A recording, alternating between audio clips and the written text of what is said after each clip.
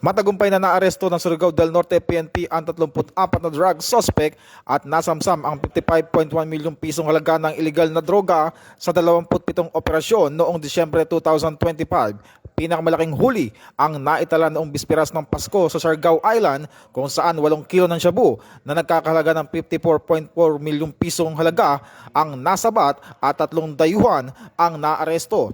Ayon kay Surigao del Norte Provincial Director Police Colonel Warren Tablo, ang tagumpay na ito ay patunay na matatag na paninindigan ng kapulisan sa pagpapatupad ng batas at pagpapanatili ng kaligtasan ng mamamayan. Bukod sa kampanya kontra iligal na droga, 18 pugante kabilang ang 2 most wanted person ang nadakip habang 24 na loose firearms ang kusang isinuko sa pulisya sa hiwalay na operasyon.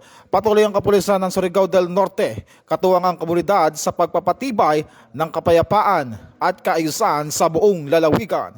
Ito ang bagong PNP para sa bagong Pilipinas, serbisyong mabilis, tapat at nararamdaman.